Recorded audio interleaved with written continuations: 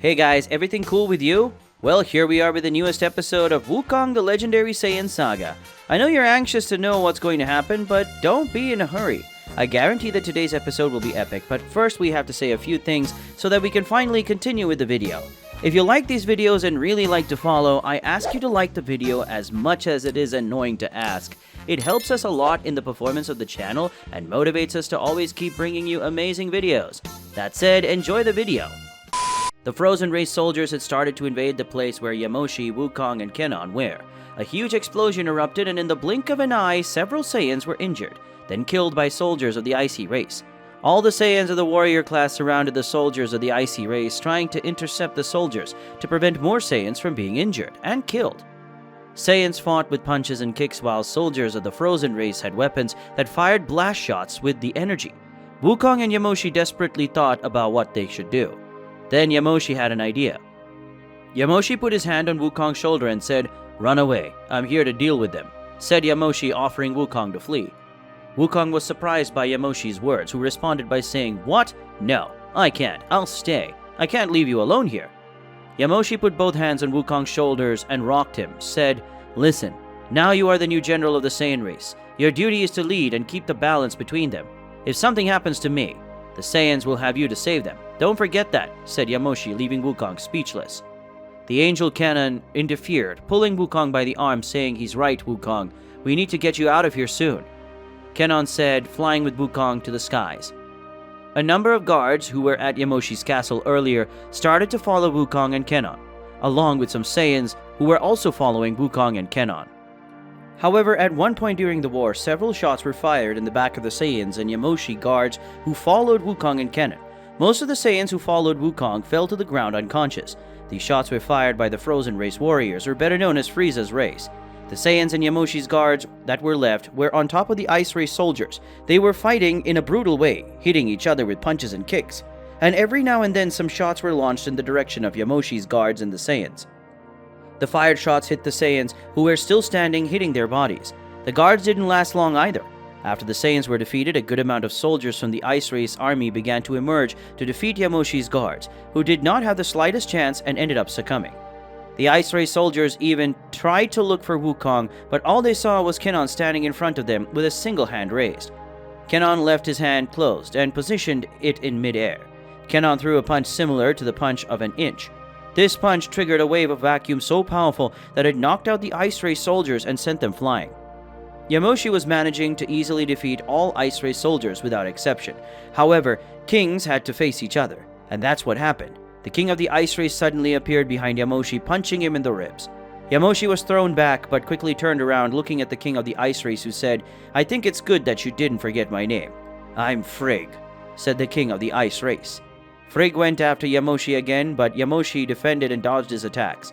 Yamoshi had managed to land several punches and kicks in a matter of thousands, making Frigg fly away and have his defense completely broken.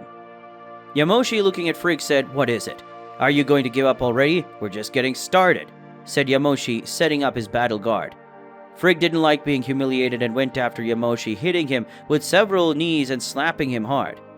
Yamoshi tried as hard as he could to defend himself from the attacks of the king of the Icy Race, but he couldn't defend himself from everyone. And even though his efforts were gigantic, Yamoshi still stood on his feet, not a little tired.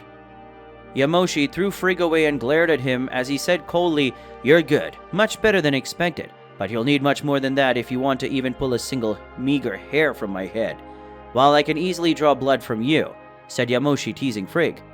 Frigg didn't give in to Yamoshi's provocation, but Frigg responded in kind, as a king should.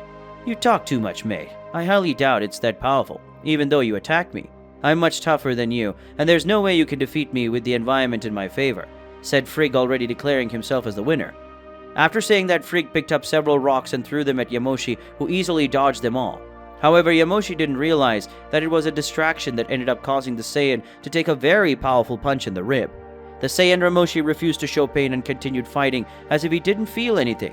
His pride was so great that even with his guard broken, Yamoshi still remained in his posture and standing. Yamoshi looked at his opponent from above and said, "Let's go, shortly." "Is this all you've got? I know you can do better than that," said Yamoshi, teasing Frigg even more.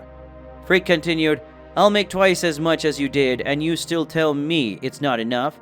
Then I will take 350,000 times heavier, Frigg said, trying to intimidate Yamoshi. Yamoshi laughed at the random number.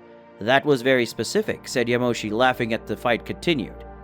Frigg took a headbutt from Yamoshi that made him fly down, leaving himself vulnerable to the key shots that Yamoshi had just made. After Frigg hit the ground, Yamoshi performed an aerial stomp on Frigg, which caused him to spit blood. Frigg kicked Yamoshi, throwing him away, and teleported to hit Yamoshi, making him hit a rock, as if that wasn't enough. Frigg threw several stones toward Yamoshi, aiming at his weak parts. Yamoshi was hit by some rocks but managed to grab one, and then he threw it at Frigg, who ended up not seeing Yamoshi throwing the rock because of the dust that was in the place. But as soon as Frigg noticed a huge stone coming toward him, Frigg managed to dodge it, and soon turned to Yamoshi to mock his face. Even throwing in my blind spot you're not capable of missing.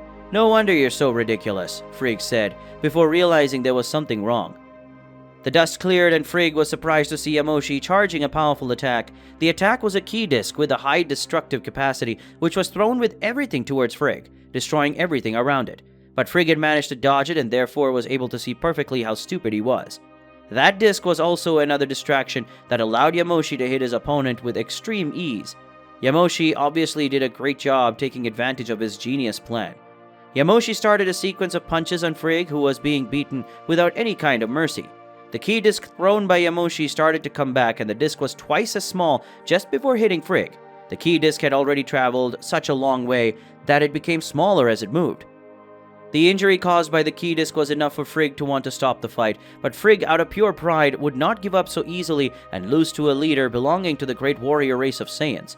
Then Frigg screamed, and a colorful aura took part of his body, making Frigg even stronger and consequently much faster. The Ice Race King started hitting Yamoshi using his speed and strength. Frigg appeared behind Yamoshi and hit him with a kick. But even before Yamoshi started to react, Frigg was already on top of him, hitting him with his fists. And soon after Frigg was behind Yamoshi, hitting him with knees and powerful elbows, the King of Saiyans had finally lost his composure, and by using that power, Frigg was bleeding from the nose. Yamoshi grunts of pain allowed Frigg to play with his face once more. Where's that pose of yours? Weren't you the strongest around here? Because I thought you were stronger and less disappointing. Yamoshi, apparently, I was wrong. Ha ha ha, Frigg said, mocking Yamoshi's face. WuKong had left the battlefield for a while now, but after almost an hour outside the battlefield, he decided to return, especially after hearing some extremely loud noises coming from the city. Apparently, it was screams and explosions.